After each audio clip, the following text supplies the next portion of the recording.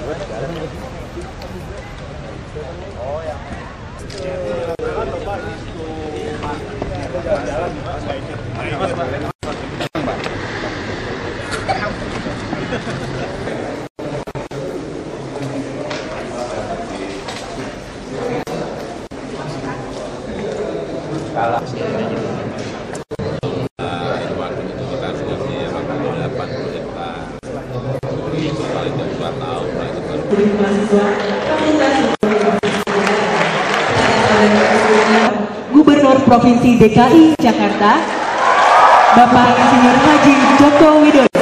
Kepada Bapak Insinyur Haji Joko Widodo, kami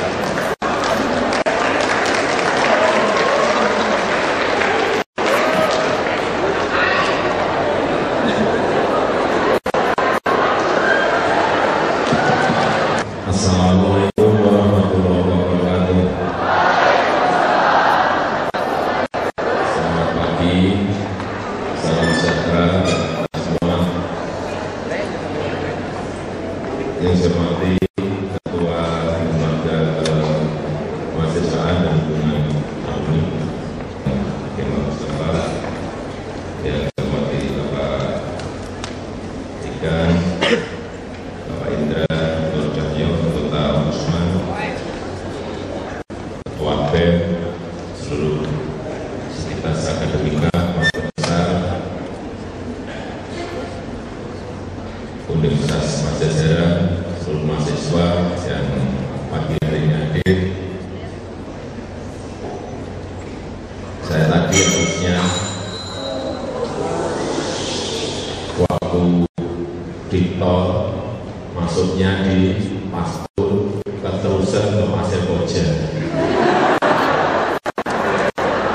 terus macet pakai patol. Gubernur kok pakai ngui, nggak kayak gubernur itu. Ya Pak, bisa gubernur, bisa bukan bodi gubernur. Tapi cerita masalah fatwa, masalah apa itu foreigner. Saya sebenarnya di Jakarta ada jatah foreignnya, mobilnya 2, yang lain itu mobil 2 sama berbeda. Kalau antar saya yang dulu biasa gini, biar bersih jalannya. Saya minta satu, saya tahu kalau antar saya ya sopan, jalan yang lurus, kalau usah ini lurus, ya Pak. Ya. Tapi saya nggak tahu ternyata dari Jakarta Pusat menuju Jakarta Selatan, Timur atau Barat itu ganti lama. Jadi hanya sampai ke ujung Jakarta Pusat. Kalau saya kan di Jakarta Pusat, antar sampai di ujung kesananya ganti. Nah pernah itu di waktu ngantar saya di Jakarta Barat, dari Jakarta Pusat kantor lurus, begitu sampai diterima oleh mata yang lain. Ini kan belum saya tahu. Terus saya begini. Matanya mungkin 100 kilo atau 20 mungkin tengok. Gimana? Hilang, kapok. Kapok. Dan masakan ganggu yang lain macet makin itu gini-gini. Gimana? Tapi itulah birokrasi pemerintahan kita, masih cara-cara seperti itu masih kita lihat. Kemudian ini cerita ada, saya kan 23 tahun dulu di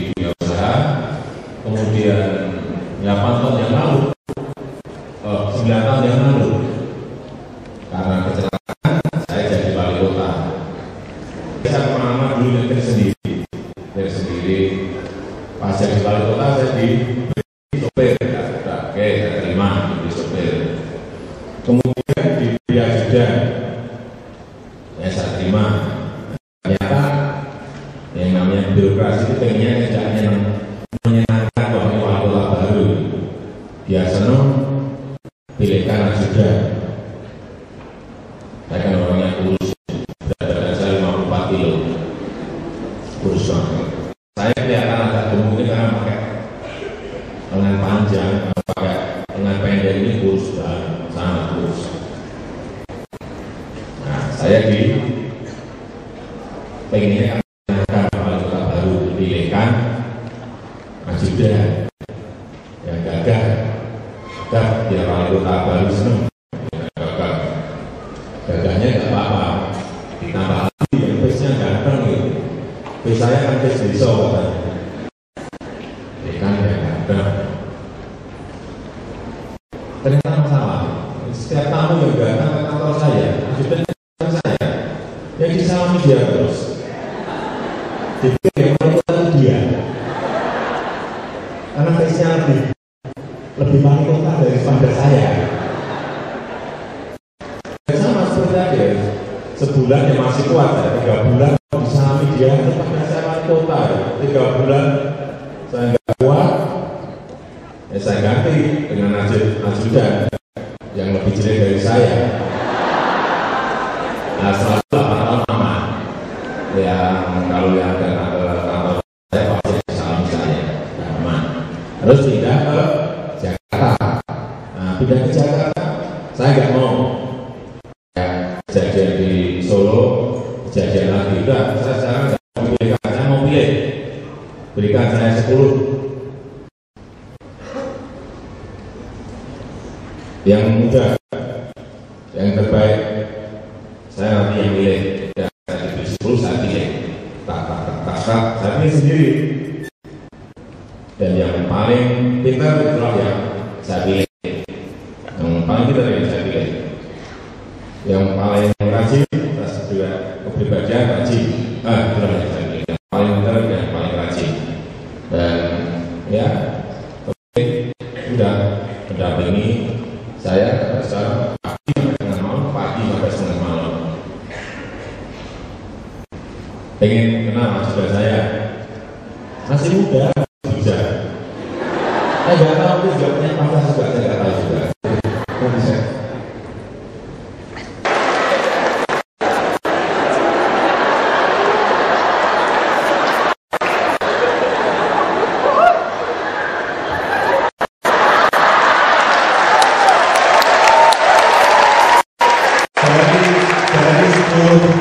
Dari 10 itu saya pilih biasanya yang paling pintar dan paling saya lihat dari sisi kepribadian paling bagus dan paling rajin. Jadi kan saya pilih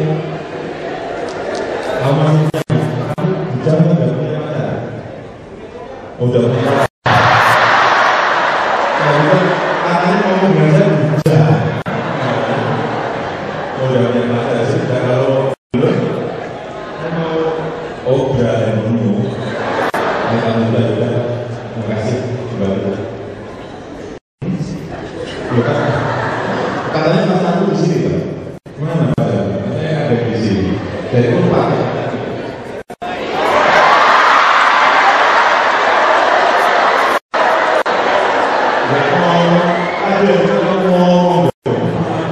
Ternyata pacarnya di Unpad.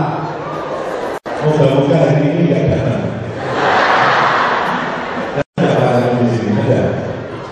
Aku nggak usah tunjuk jari anaknya. Ya udah, terima kasih.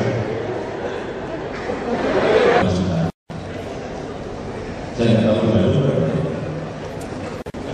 9,8 juta kalau malam hari. Kalau siang hari bisa sampai 14 juta. 14 juta. Terus.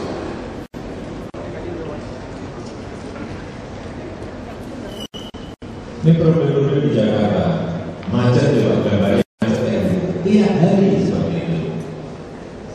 Banjir tiap tahun.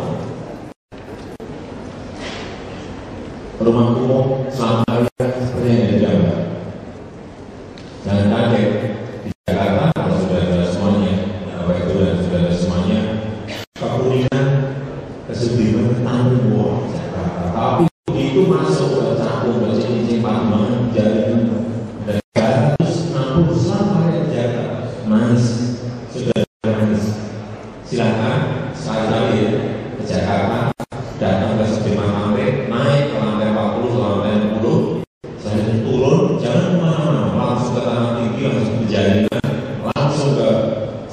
sendiri langsung ke sana selama hari saudara merasakan betapa sangat hebat sekali. 3 kali 3, 3 kali 2, 3 kali 4 dihuni 12 orang, 9 orang, 8 orang. Bayangkan, nangis pasti saudara nangis. Gedung tinggi yang sangat mewah, kemudian meluncur langsung ke sana, pasti nangis saudara. Inilah Jakarta yang saya dari atas sampai ke bawah, dari ujung sampai ke ujung, karena tiap hari pekerjaan saya paling di kantor ya setengah jam, ini 1 jam kendaraan, semuanya saya selalu ada di lapangan, sehingga saya tahu betul titik mana yang sangat kritis, titik mana yang perlu dijaga, titik mana yang masalahnya banyak, tahu betul. Karena saya ingin menguasai medan secara detail, medan masalah, medan problem, medan apa, saya ingin menguasai secara detail. Jadi kalau saudara ingin ketemu saya di kantor, tanya jadwal di depan. Ini Pak Jokowi mana? Oh, baru masyarakat di sana Pak, Jakarta Selatan. Oh, baru di belakang sana Pak, di Jakarta Selatan. Oh, baru kampung di Bejaringan sebelah kiri. Oh, baru di Waduk Pluit sebelah barat. Nah, pokoknya di sana berbeda. Ini saya jalan-jalan ambil ngomong. Kan masalahnya di sana. Problem dan masalah kota ada di lapangan, bukan kantor sekali, bukan kantor. Kantor itu hanya kita ingin merencanakan program, kemudian organisasinya, dan semuanya pelaksanaan di lapangan. Kalau tidak, ya paling saya masih cek kelurahan, saya ngecek kecamatan, ngecek puskesmas, ngecek rumah sakit, karena ini namanya manajemen kontrol yang kita ini lemah. Pemerintah kita ada di manajemen kontrolnya. Orang bekerja tidak akan dicek, orang bekerja tidak akan dikontrol. Ini yang kelemahannya saya lihat. Dan ketemu warga, selalu saya tanyakan kepada warga, apa kebutuhan mereka, apa keinginan mereka. Dari situlah kita bisa merangkum sebuah desain kebijakan. Tanpa itu tidak mungkin kita akan sambung dengan keinginan dan kebutuhan di bawah. Tanpa kita melihat apalagi yang dengar dari lurah, dengar dari camat, dengar dari kepala dinas. Ya kalau memberikan info yang benar tidak apa-apa. Kalau ABS, setelah Bapak senang, nyenang-nyenang, Pak sudah bagus Pak, jalan bagus. Kita di kantor itu ya senang. Oh kamu ini jalan sudah Pak. Makmur semuanya, sudah jadwal semuanya. Padahal mau makan aja tidak bisa. Saya kira memang kalau kita tidak mata batin kita tidak latih untuk setiap hari berdekatan dengan rakyat, bagaimana kita bisa dekat dengan keinginan rakyat? Tidak mungkin sambung, tidak mungkin sambung. Bagaimana penglihatan spiritual kita akan terlatih kalau kita berhubungan dengan yang ada di bawah, tidak pernah berhubungan, bersama kulit, bersalaman saja tidak pernah, gimana bisa penglihatan spiritual kita terlatih? Saya kira saudara-saudara semuanya sama. Kalau nanti jadi pimpinan kantor, entah itu di bank, entah itu di pabrik, entah itu nanti jadi bupati, entah jadi wali kota, entah jadi gubernur, jadi menteri. Ya kalau kita pimpin ya bersentuhan kulit, bersentuhan tangan, melihat maksud bagaimana, bisa merasakan bahwa mereka menderita, bagaimana merasakan bahwa mereka itu kurang, dari mana? Oleh sebab itu mengolah mata batin, mengolah penglihatan spiritual itu sangat penting sekali, sangat penting sekali. Gimana dari kita di kantor ropat, repet, ropatnya nggak benar, repetnya malah di. Kalau saya rapat paling seminggu sekali cukup. Kantor perintah, kalau perintah saja dilaksanakan atau tidak, pasti saja. Terus, ya seperti ini ya, ini coba, ini kemacetan, tidak hanya 1 titik, 2 titik, 3 titik, 4 titik, 5 titik, dan sudah mungkin lebih dari 30 tahun tidak pernah dilakukan eksekusi untuk menyelesaikan itu. Tapi tadi baru tidak macet sekarang. Lama kan jangan dipakai jadi macet, mungkin ada 20 menit dari di sana. Dan nggak bisa gerak, Kalau pakai mobil nggak bisa gerak. Bayangkan, dan kemacetan seperti itu dan tertib hukumnya tidak dilaksanakan, tertib hukum, tertib sosial tidak dijaga. Sebagai contoh, ini Tanah Abang. Ini jalan raya, digambar di jalan raya, dipakai berjualan oleh PKL. Jalan raya lebar dipakai berjualan PKL sudah 20 tahun berjualan cepat dibiarkan. Yang enggak benar siapa? PKL-nya atau gubernurnya?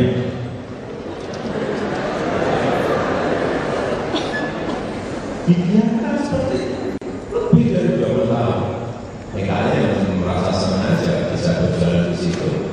Orang yang mau ke Tanah Abang nggak bisa mendekat, artinya jalan kaki Anda sendiri. Kalau saya ngerti PKL ini mau cilik. Orang kecil saya tahu, tapi saya tidak mau mendidik mereka untuk tidak tertib hukum. Tidak. Yang kecil, yang tengah, yang besar, semuanya tertib hukum. Semuanya equal. Sama, memang harus seperti itu. Banyak yang menyampaikan Bapak kok banyak geser, bukan menggusur, menggeser. Banyak menggeser yang kecil-kecil. Karena kalau menggusur itu nggak ada solusinya. Kalau menggeser itu diberi solusi. Enggak, saya sampaikan yang kecil juga ada, tengah saya yang besar juga. Nanti mungkin ada gambar lantai patung yang sudah kita robohkan berapa saya ngitung banyak, karena memang secara aturan tidak benar. Robohkan saya tunggu.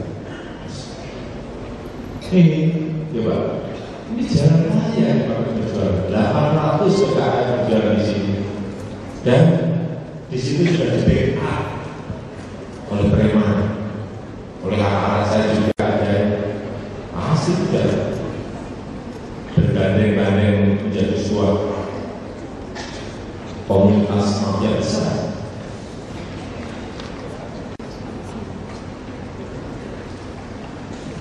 Apalagi seperti itu. Waktu saya lihat, saya keluar kemudian saya lihat, dan secara kecil saya lihat, pagi saya lihat, tidak sekali 2 kali, siang saya lihat, tidak sekali 2 kali, jam 1, jam 2 malam saya lihat, karena saya ingin tahu lapangannya seperti apa.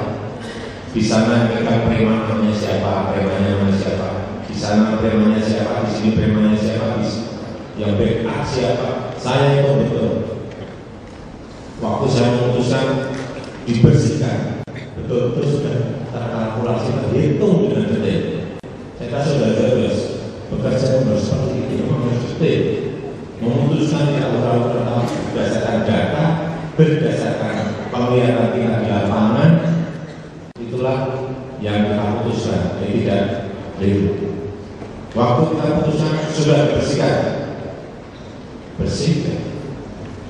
ramai, ya ramai memang. Sudah 20 tahun di situ, kita geser pasti ramai. Waktu hari pertama saya mau masuk, waktu ramai tidak boleh sama Kapolda. Jangan Pak, belum jangan masuk di sana pasti panas sekali. Nanti jadinya ramai. Ya oke, saya nurut.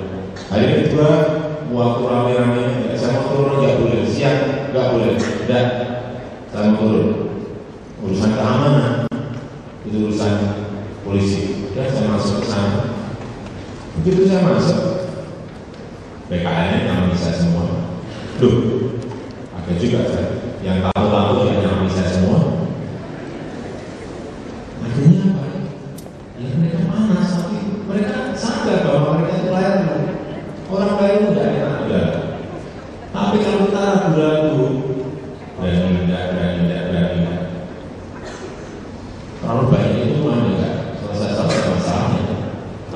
bersihkan. Saya kelaparan ya, nggak ada masalah. Besoknya sudah namanya ambil semuanya, dapat berapa 48. Udah langsung sekarang kita nambah seperti ini, bersih.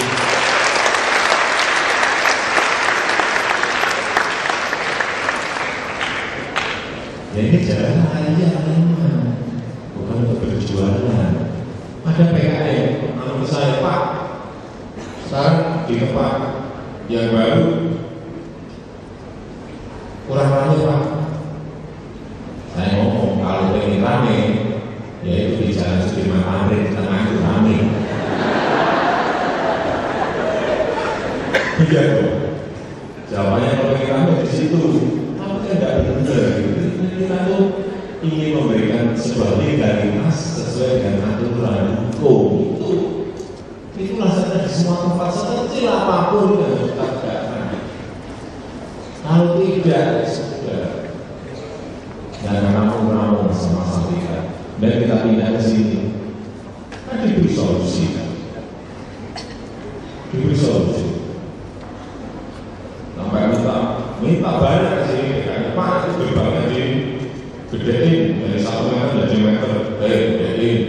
Pak, cat semua, saya cat semua 1 bulan Pak bisa malam 24 jam ngurusi gedung kita kan.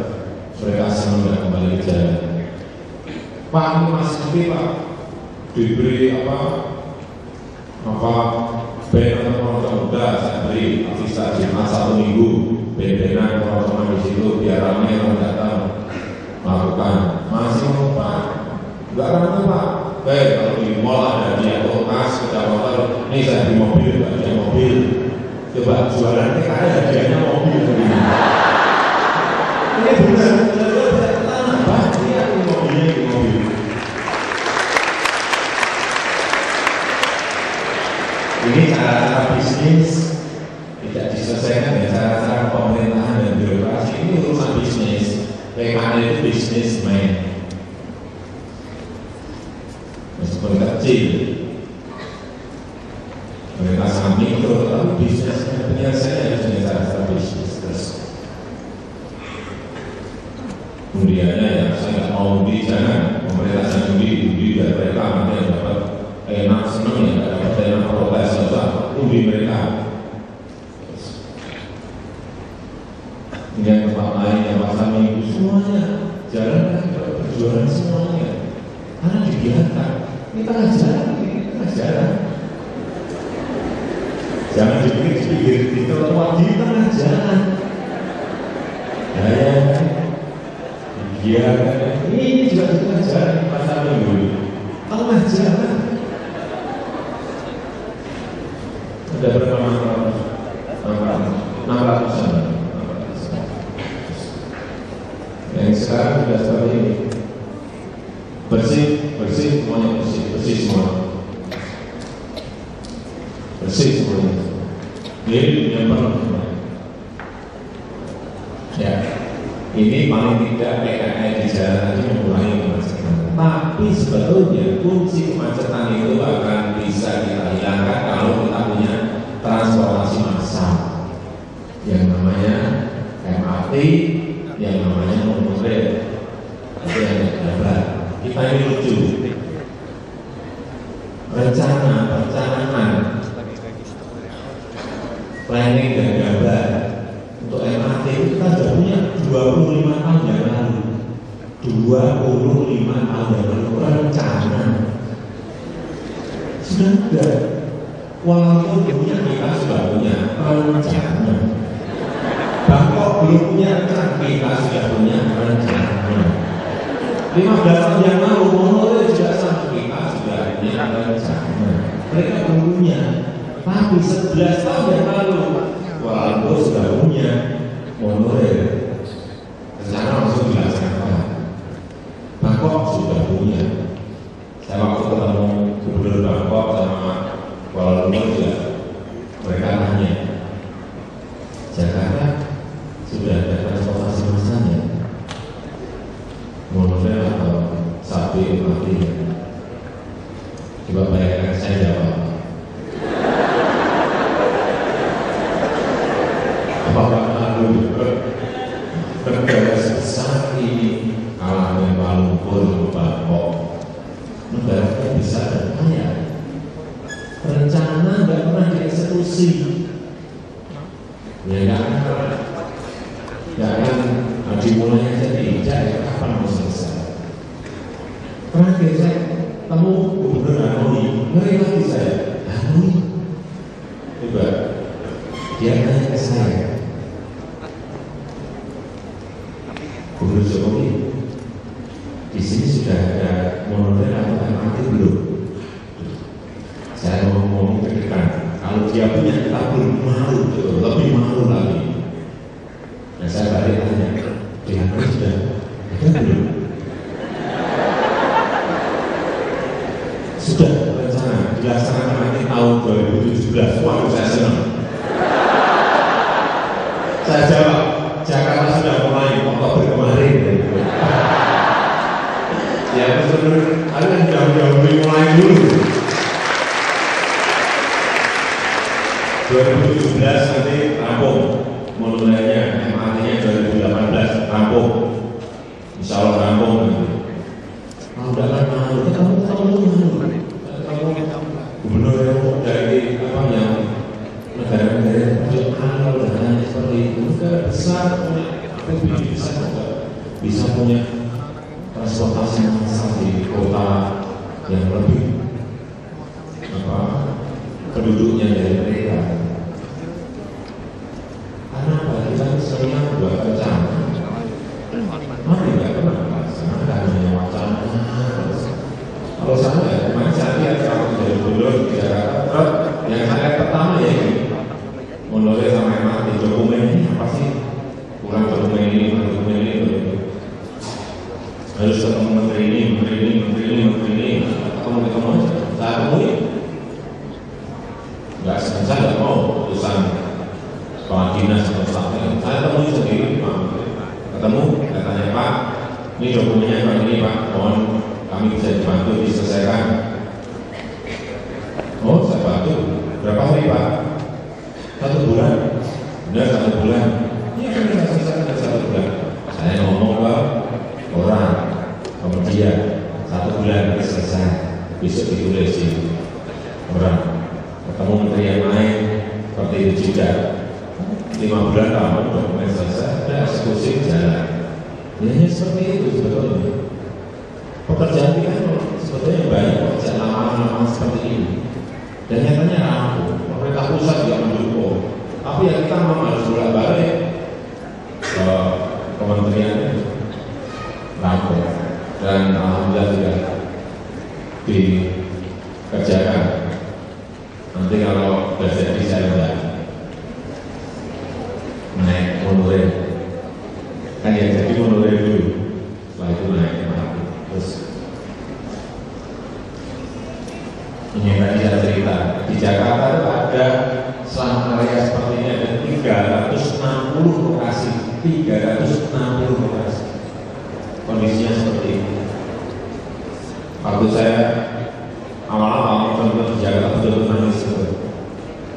nangis banyak. Anaknya sakit, nggak bisa masuk rumah sakit. Bapaknya sakit, nggak bisa bawa rumah sakit.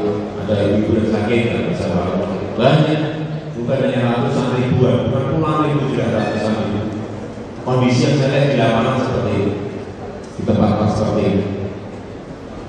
Ya karena saya melihat kondisi lapangan seperti itu dan peluang kebijakan ini. Apakah kartu Jakarta siap seperti ini? Ini sistem yang kita bangun karena saya melihat lapangan banyak yang sakit ya, bisa masuk rumah sakit. Hanya kartu Jakarta Sehat. Sekarang sudah kita berikan 3,2 juta masyarakat yang tidak mampu yang kita berikan ini. Ini namanya sistem. Dan sistem ini yang paling penting gampang diakses masyarakat. Dengan kartu ini bisa ke puskesmas, bisa ke rumah sakit gratis, operasi gratis, cuci darah gratis. Ini sistem ini muncul karena kita kita lihat tadi di lapangan banyak sakit, juga di rumah sakit sudah sakit ya coba pulang dengan kartu selesai masalahnya. Lihatnya seperti apa kalau saya waktu dulu awal jadi gubernur setiap hari 20-30 warga penduduk pasti datang urusan sakit, urusan kesehatan setiap hari. Coba bayangkan setiap hari betapa ada sebuah ketidakmampuan masyarakat untuk bisa mengakses pelayanan kesehatan setiap hari 20-30 tiap hari nangis. Kalau saudara jadi saya kan tiap hari menghadapi seperti itu. Kemudian 1 bulan setelah saya menjabat muncul ini menyelesaikan masalah. Artinya apa? Sekarang tidak pernah, satu pun tidak pernah ada yang mengganggu saya waktu di kantor, datang ke kantor hanya urusan kesehatan, tidak pernah, karena sudah diselesaikan dengan sistem dan program ini. Ini menyelesaikan masalah. Artinya apa? Ini menyelesaikan masalah. Dan yang teman-teman tadi sebagian belum semuanya, karena kita usul kita yang kita bangun besar-besaran belum selesai. Beberapa sudah kita pindahkan ke rusun-rusun yang ada, dan baru beberapa kira-kira 30-an blok rusun. Nanti tahun depan kita bangun kira-kira 200, sehingga yang umum saja kita geser semuanya ke apartemen murah seperti ini, ke rusun.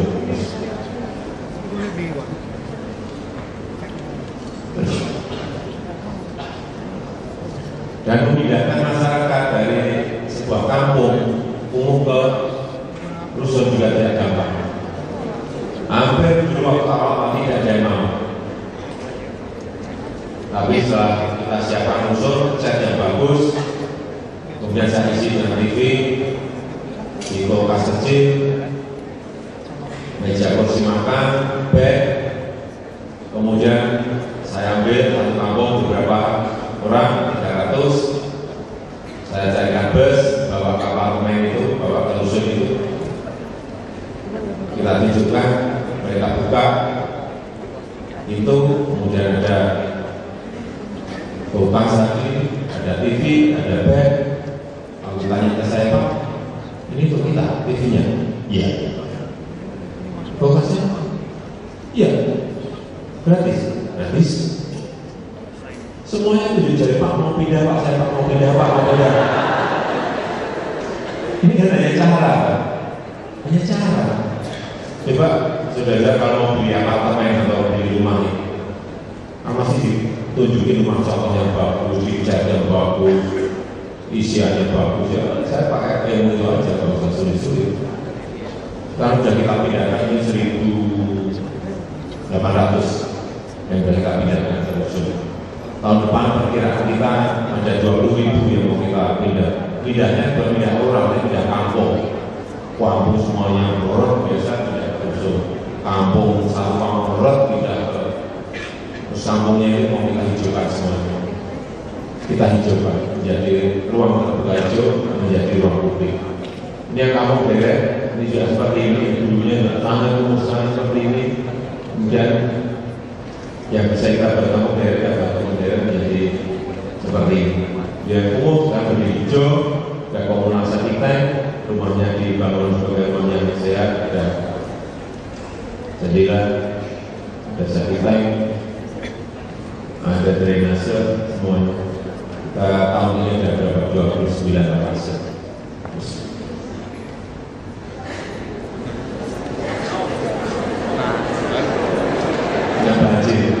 Ini Sudirman Tamrin, bayangkan Sudirman Tamrin jadi sungai seperti itu. Saya baru 2 bulan jadi gubernur, dapat hadiah dari sini. Saya juga saat itu tidak memperkirakan bahwa banjir Jakarta bisa dianggap. Ya tapi memang apa ya, kayak banjir itu banyak hal. Yang pertama karena perubahan iklim, sehingga sekarang kan hujannya ekstrim sekali. Kemudian yang kedua, kita berhubungan dengan Jawa Barat, Puncak, Bogor, dan lain-lain. Karena memang airnya berasal dari kawasan atas. 13 sungai yang melintas Jakarta memang airnya dari kawasan atas sungai, sehingga sangat tergantung sekali juga pada provinsi yang lain. Inilah saya kira problem besar kita, tapi saya yakin problemnya kelihatan, problemnya tidak, fisiknya jelas sekali, penyelesaiannya juga saya kira rencananya sudah ada, yang ini eksekusi lapangan yang memang masih butuh waktu, nggak mungkin setahun, 2 tahun, 3 tahun, nggak mungkin. Belanda itu bisa menyelesaikan masalah banjir, bisa membuat tanah, membuat jalan simbolnya untuk waktu 200 tahun. Jadi kalau setahun dia disuruh menyelesaikan banjir,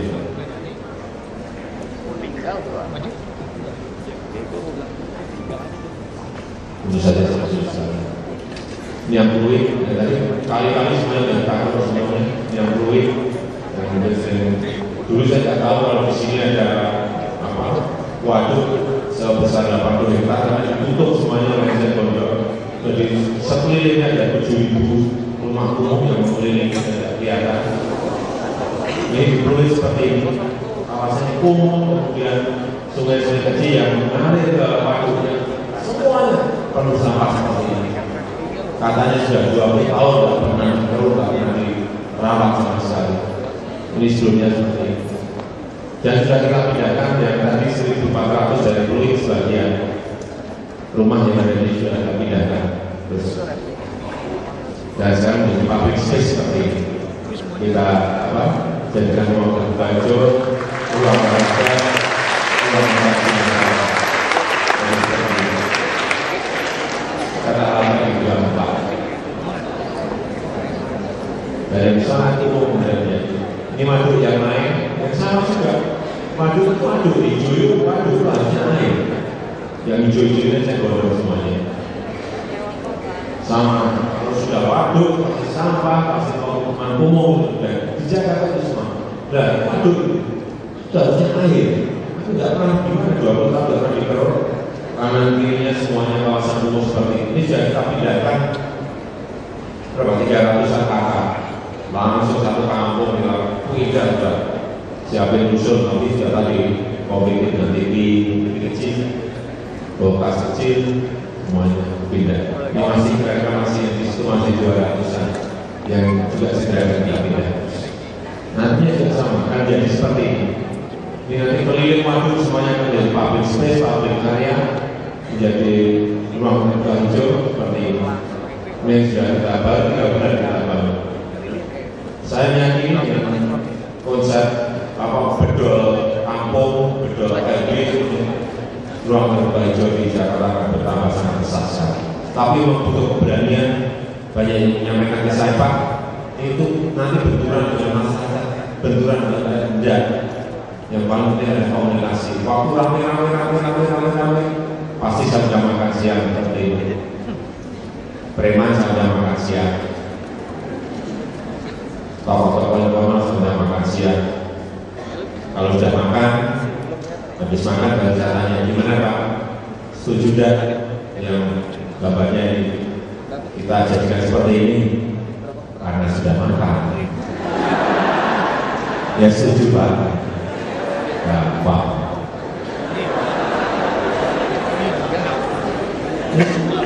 Yang menjadi masalah preman ya, sudah premannya. Yang menjadi masalah tokoh-tokoh yang keras ya, undang aja 12 orang, 10 orang, undang makan siang, ngomong-ngomong,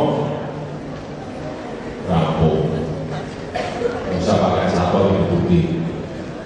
Lagi tadi yang saya ceritakan, gedung-gedung yang besar pun juga, ini lantai 4 lantai. Sebelumnya seperti itu ya, kita runtuhkan, atau ada berapa Indonesia, runtuhkan banyak, ratakan dengan karena sekali ini terkait hukum yang kita ingin berikan tekanan dan tertib hukum, tertib sosial tertib hukum. Ini juga ada gudangnya showroom di sebelah sana. Saya tungguin karena yang mau ngerjain takut Pak itu backingnya kuat, backing kuat siapa? Saya tunggu. kerjain, nah sekarang jadi juga bersih juga. Udah lah, kalau kita tidak punya beban apa-apa, udah nyatanya tidak bisa di bersih. Saya kira itu yang bisa saya sampaikan pada kesempatan yang kali ini. Terima kasih. Assalamualaikum warahmatullahi wabarakatuh.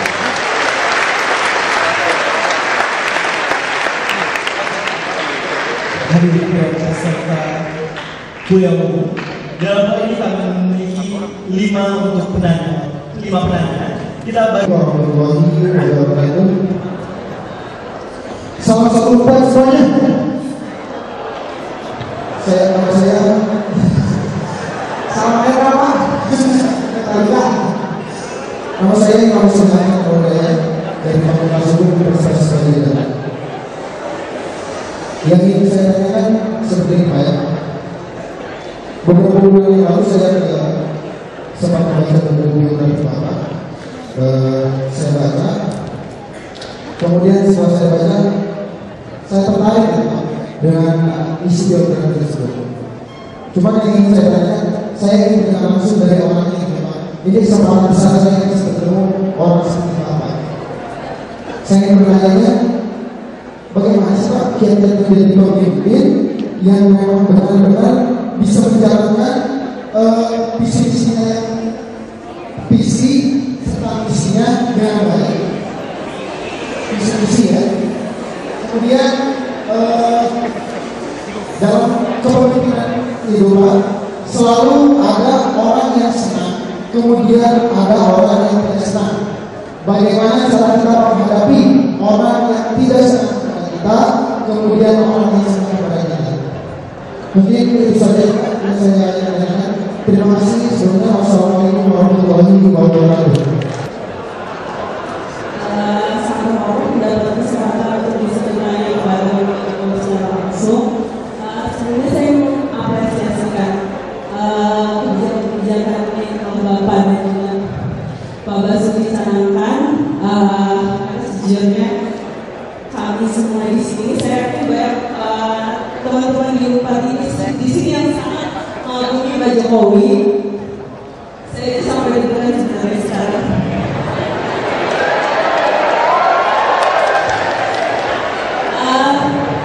Pertanyaan saya lebih mengenai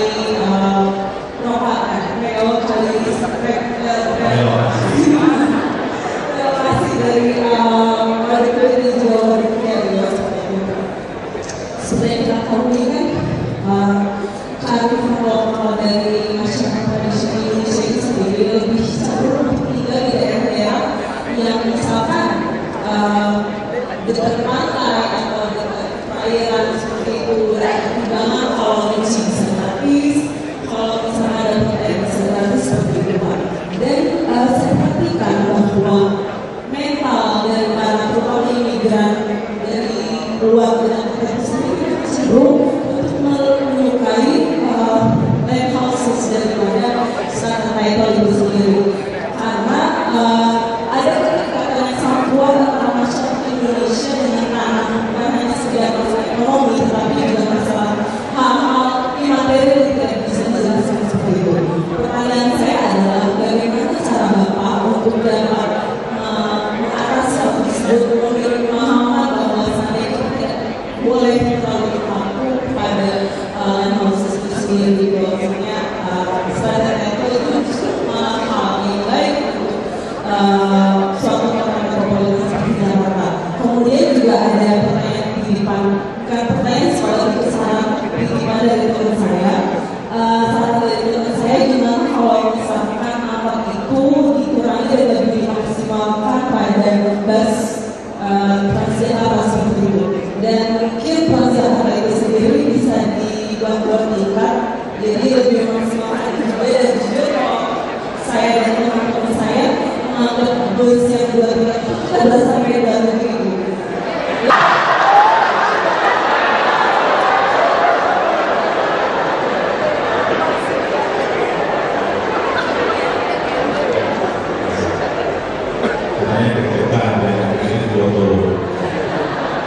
Yang pertama lagi mengenai kiat-kiat ya.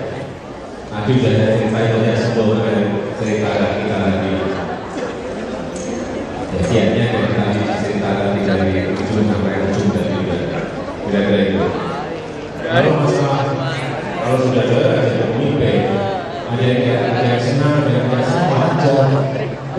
kita bisa membahagiakan seluruh warga Jakarta. Tidak mungkin.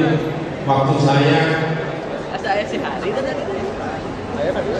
di Solo, pilkada pertama hanya 37% yang pilih saya. Artinya apa? Yang 37 berarti yang 63%. Tidak seperti saya. Hanya 37% yang pilih saya pada pilkada kedua. Tapi setelah pilkada pertama hanya dapat 37%. Berarti yang tidak pilih saya 63%. Pilkada yang kedua di Solo, yang pilih saya saat itu melonjak menjadi 91%. Kemudian artinya masih juga ada yang tidak senang. Berapa? 9%. Jadi pemimpin tidak mungkin bisa membahagiakan semua orang, tidak mungkin. Di Jakarta juga sama, saya hanya kepilih oleh 54%.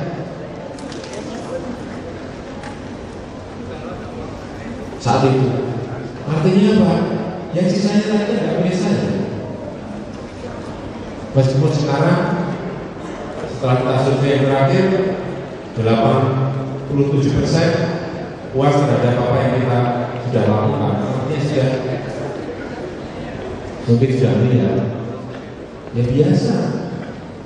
Ada yang senang, ada yang tidak senang. Tapi kalau misalnya kebalik, yang tidak senang 91%, yang senang hanya 9%, ya sudah jangan diteruskan.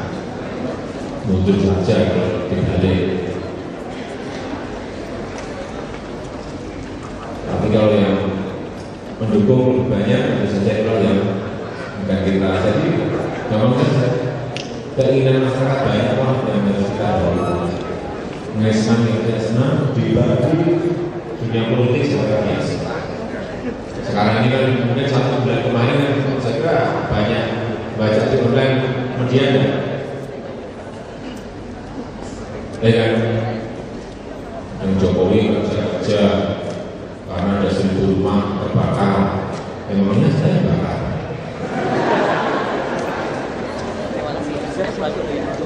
Ada yang ngomong Jokowi wajahnya besok nggak cocok jadi apa? Wajahnya besok kalau saya mau kasih plastik ya sakit aja apa?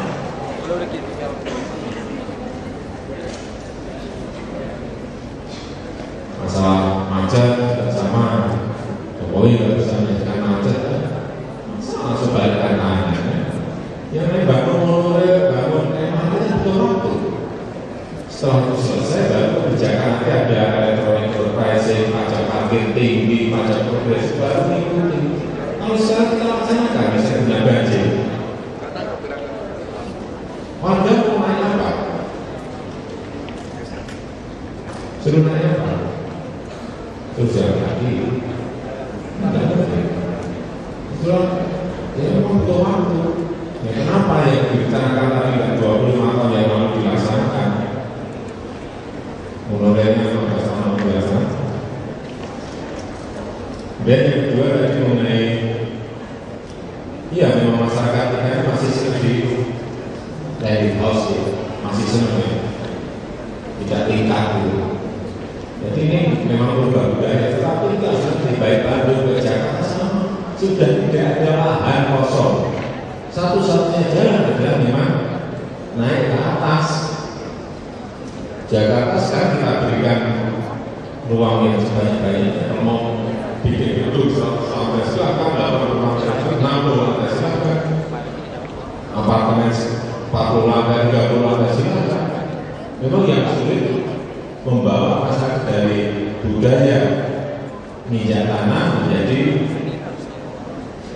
vertical housing. Ini yang memang ini butuh waktu. Tapi ternyata yang sudah kita pindahkan, saya cek seminggu 2 minggu tidak ada perumahan. Pak capek Pak naik turun keluarnya itu aja. Tapi yang bahkan kita memindahkan dari orang ke orang, bisa tidak satu kampung. Jadi kerumunan mereka, RT-nya, RW-nya juga langsung semua kita masih jam 1 Bapak Buyuban itu. Jadi ngomong masih sambung atau apartemen rusun itu masih satu keluarga dari kampung yang sama, masih sambung. Tapi kalau kita ambil dari kampung sana dua, itu mungkin menjadi masalah. Karena sekali lagi mereka sudah bergaul lebih dari 20 tahun. Ini yang kita lakukan. Jadi yang memang merubah budaya pergaulan. Di Singapura yang saya tahu merubah masyarakat dari mobil pribadi masuk ke MRT itu butuh waktu katanya 8 tahun. Di China mengajak masyarakatnya di sana kan semuanya mudah di sembarang tempat di Tiongkok. Merubah jadi tidak mudah, butuh waktu 7 tahun. Itu pun masih ada katanya masih ada 15% yang juga masih sembarangan. Artinya tidak mudah berubah biasa, tapi harus dimulai karena malah tidak ada. Kemudian mengenai angkot, saya kira kalau transportasi modernnya datang dan secara alamiah nanti yang namanya angkot itu akan bergerak ke pinggir. Basisnya nanti jumlahnya komplek, ya nanti yang tujuan yang kepajakan ekonomi juga akan minggir keluar Jakarta. Saya kira memang proses alami. Saya tidak ingin memakai proses pemaksaan, tapi harus dimulai. Karena apapun ya Bandung, Jakarta, Surabaya, kota besar yang tentu saja fasilitas transportasinya harus sudah berbeda. Saya kira itu. Silakan. Menurut saya maksud saya yang mahasiswa yang stres karena terbebani oleh agen. Kalau saya ya bekerja itu saya pakai agen pakai waktu, tapi saya tidak mau terbebani oleh target-target itu. Saya kerjanya 41 triliun, gede sekali. Saya 5 tahun di Solo, 5 tahun banyak anggarannya yang 3,5 triliun. Di Jakarta 1 tahun 41 triliun. Tahun ini karena pajak sudah online, pajak hotel online, pajak hiburan online, pajak paket online, pajak restoran online, bisa melonjak. Tahun depan perkiraan kita ini sudah ditanjukan Januari sudah kira-kira 67-68 triliun, meloncat ya 26 triliun. Jadi memang sebetulnya masalah anggaran itu menjadi masalah. Hanya bagaimana bahwa anggaran itu bisa tepat sasaran, bisa bermanfaat, hanya itu aja. Nggak ada. Tapi kalau kepentok memang anggarannya di mata anggaran nggak ada dan itu kita perlukan. Biasanya kita kayak TV lagi, anggaran tidak boleh beli TV, beli kulkas tidak boleh. Sehingga yang kayak TV, kulkas tadi kita anggarkan kita carikan anggaran dari CSR, kita carikan dari sana. Alhamdulillah semua nggak tahu ya kalau cari TV 2000 itu yang mau ngasih bisa 80.000, kebanyakan yang mau ngasih saya nggak tahu. Tapi betul-betul saya kira sekarang ini taman yang ada di Jakarta yang tahun kemarin hampir sebagian besar dari bantuan dari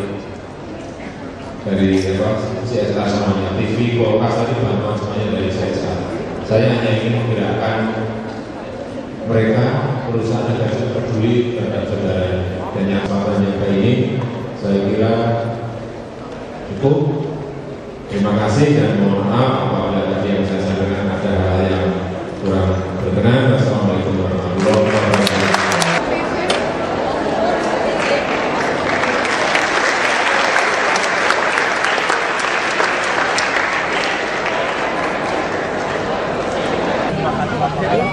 Tempat yang di sono ya, Sinangor. Sudah ngambil sini.